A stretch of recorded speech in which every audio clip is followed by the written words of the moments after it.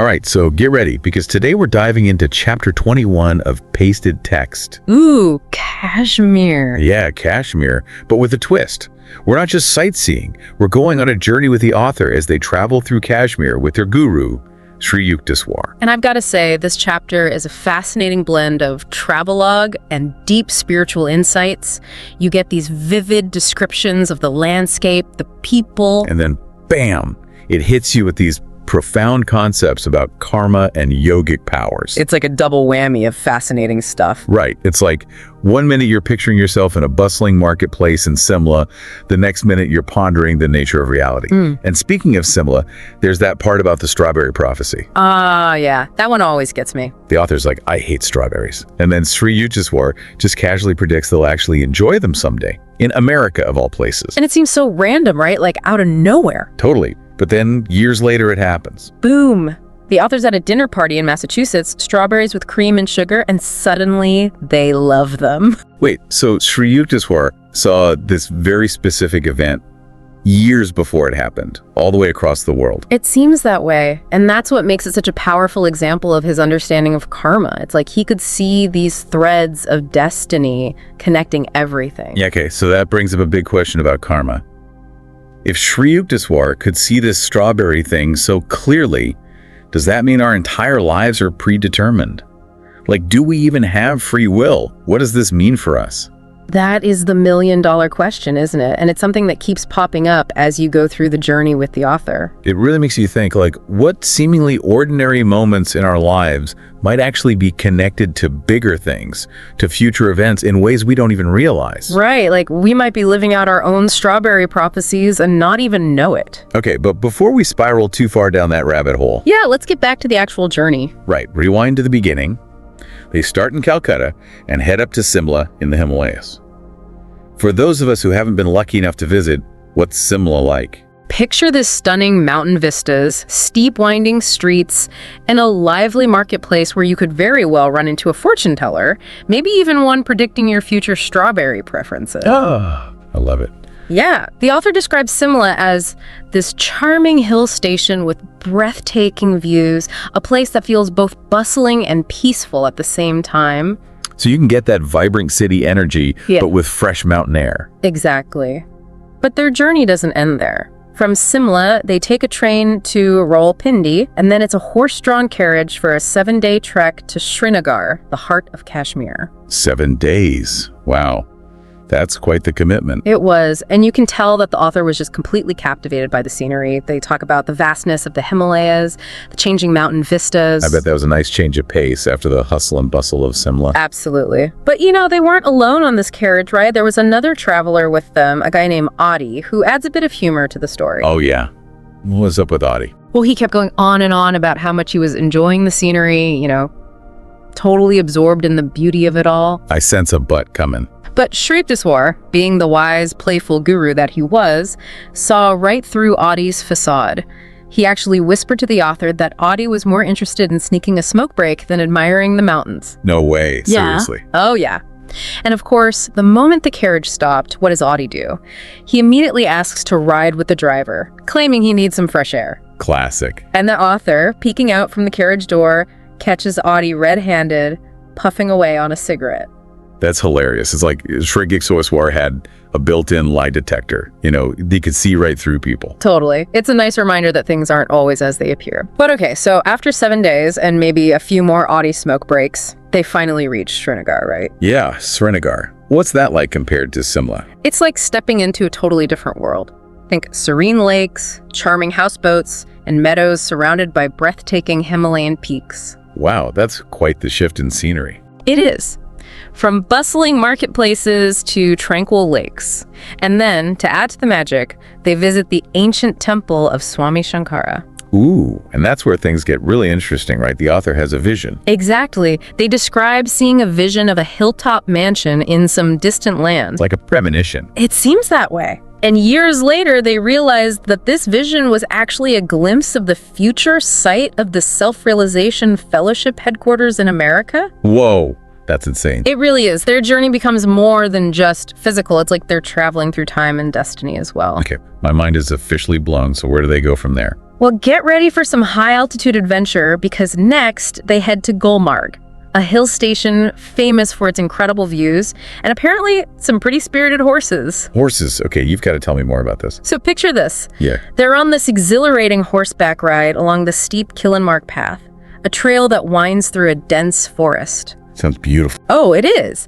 And apparently, Rajendra, another companion on the trip, was riding this small but incredibly fast horse that kept challenging the author's larger, more laid-back horse to races. Haha.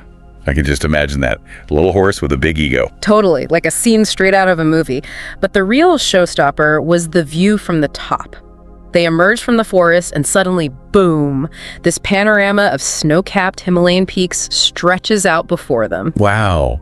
I bet that was breathtaking. The author describes the peaks as looking like huge polar bears against the sky. That's an image that'll definitely stick with you. Okay, so from snow-capped peaks to what's next? What else did they experience in Kashmir? Well, you can't go to Kashmir without visiting the Mughal Gardens, Shalimar, and Nishat Bagh. Oh, yeah.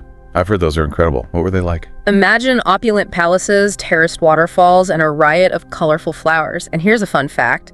The Nishat Bagh Palace is built over a waterfall. What? Yeah. The water cascades through these intricate terraces and fountains, flows through some of the palace rooms, and then empties into the lake below. It's incredible. That's mind-blowing. It sounds like something out of a fairy tale. But okay, what about the gardens themselves? What were those like? The author describes them as a feast for the senses. Roses, snapdragons, lavender, pansies, poppies. It's a symphony of colors and fragrances. Wow, that's amazing. Did they do anything else in Kashmir, or were they just wandering through gardens? Oh no, they also experienced the Dal Lake. Imagine gliding through these calm waters in a shikara, a traditional Kashmiri houseboat, surrounded by a network of canals and floating gardens. Floating gardens. What are those? Basically, these little islands where they grow vegetables and melons right on the water. It's this really unique and sustainable way of farming that the locals have perfected over the years. That's incredible. It sounds like a completely different way of life. It is. And you know, the author actually compares Kashmir to some of the most beautiful places they've seen around the world. The Swiss Alps, Loch Lomond, the English Lake District, Alaska, Mexico. Wow, that's some stiff competition. It is, but they say that Kashmir might just be the most beautiful of them all. Wow. High praise from someone who's clearly seen a lot of the world. Right. But you know, amidst all this beauty and wonder, there's a hint of something deeper, something more serious, lurking beneath the surface. I see. I knew it. It wouldn't be a true spiritual journey without some challenges. What happens? As they're getting ready to head back to Bengal, Sri Yukteswar drops a bombshell. He hints that his body might suffer in Kashmir, even suggesting the possibility of leaving this earth. Oh, wow. That's heavy. How did the author react to that? They were devastated, of course. They plead with Sri Yukteswar to stay, saying they're not ready to continue their journey without him. I can't imagine how difficult that must have been to hear. Right. But Sri Yukteswar simply replies, "Be it as you wish." Wow, that's a powerful statement. It is. And then, after the author leaves Kashmir, they receive a telegram with news that Sri Yukteswar has fallen gravely ill. Oh no, that's heartbreaking. Yeah, they immediately send a message back begging their guru to hold on. So what happens when they get back to Serampore? That's where we'll pick up in part 2 of this deep dive. Ooh, cliffhanger. All right, we'll be back soon with more from chapter 21 of Pasted Text. Stay tuned. Can't wait to dive back in. Okay, so last time we left off with Sri Yukteswar being super sick after the author left Kashmir. What happened when they got back? Well, get ready for some seriously deep spiritual stuff. When the author arrives back in Serampore, they find Sri Yukteswar's body, drastically changed. Oh, no. Yeah, he's emaciated. He lost, half his weight. Oh, wow. That's got to be tough to see your guru like that. It was. But here's where things get really interesting. The author explains that Sri Yukteswar, willingly took on their karma. Basically, he transferred their illness to himself. Hold on. He absorbed their sickness. Is that even possible? Yeah. It sounds crazy, right? But the book explains it as an advanced yogic technique. A master can choose to take on the karmic burden of their disciple. Like a spiritual shortcut for the disciple's growth or something. Yeah, something like that. It's described as this metaphysical method where the master can unite their mind and energy with the person who's suffering, and then the disease is transferred. At least partially, right? Yeah. To the master's body. So it's not like he had to do this. He chose to go through this for his disciple. Exactly. And that's a key point. It's a voluntary act of compassion. Makes you think about illness and healing in a whole new way. It does. And the author even draws a parallel to the sacrifice of Jesus, Oh, wow. suggesting that he also willingly took on the karma of others. To help them grow spiritually. Yeah. Makes you look at those stories in a new light, doesn't it? It really does. But this is pretty advanced stuff, right? Does the author think that just anyone can take on someone else's illness? Definitely not. It's very clear in the book that this is a technique for masters, people who have reached an extremely high level of spiritual development. Okay, that's good to know. So what about the rest of us? I mean, we might not be able to transfer diseases, but can we still use our minds to overcome physical challenges? Absolutely. The author actually gives examples of saints who achieved enlightenment despite physical limitations. Like who?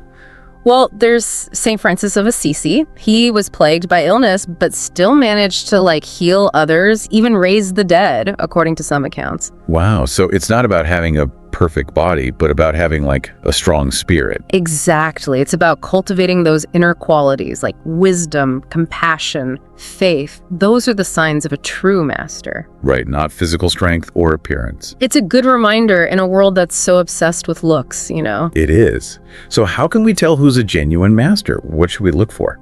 Well, the author says the real test is whether someone can enter the breathless state and the unbroken samadhi of nirvikalpa whenever they choose. Okay. For those of us who don't speak Yogi, what does that even mean? What's happening in those states? It's think of it as complete merging with pure consciousness. No more mental activity. The breath becomes super subtle. There's this sense of oneness. That's pretty intense. It is. It's the ultimate state of peace and stillness. And it shows that someone has complete mastery over their mind and body. No wonder the author sees that as the mark of a true master. Right. But even with all this, Sri Yukteswar never lost his sense of humor, even when his physical body was weak. Yeah, they tell that story about how he was happy he could finally fit into smaller undershirts after losing so much weight. Exactly. He didn't let external challenges get him down. He kept his inner joy. That's something we could all learn from, don't you think? Totally. It shows that a true master isn't defined by their appearance or their circumstances, but by their inner being. So powerful. It's incredible to think that all this is happening in Kashmir, this place of incredible beauty. I'm wondering, do you think the author was trying to say something by putting these intense spiritual experiences against the backdrop of Kashmir? That's a great point. Maybe they were highlighting the connection between the outer world and the inner world, The physical journey mirroring a deeper spiritual journey. Like being in a place of natural beauty can make us more receptive to spiritual insights. Maybe. It makes you think about how our own experiences shape our spiritual journeys. Is there a link between the landscapes we encounter and the inner landscapes we explore? Ooh, now that's a question worth pondering. It is. And maybe something for you, dear listener, to think about as we move into the final part of our deep dive. Man, we've covered some serious ground in this deep dive. Yeah, from those bustling markets in Simla all the way to the serene lakes of Srinagar, plus all this mind-bending stuff about karma and yogic powers. It's been quite a journey for sure. It has. What stands out to you the most? It's that sense of hidden depth that just runs through the whole chapter. It's not just about the scenery, but what's hinted at beneath the surface.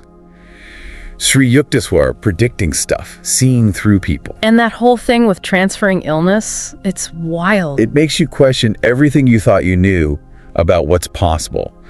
If a guru can transfer a disease, what else can they do? Seriously. It makes you think about human potential in a whole new way. Maybe we all have these crazy abilities we haven't tapped into yet. I think that's part of what this chapter's trying to tell us. To look beyond the surface. Exactly, to explore those hidden depths within ourselves. What if we all have the capacity for that kind of compassion, that connection to something bigger? It's exciting and kind of scary at the same time, I know what you mean, but that's the beauty of it. This deep dive isn't just about marveling at the mysteries of Kashmir or whatever. It's about recognizing our own potential. So listener, what's sticking with you from all this?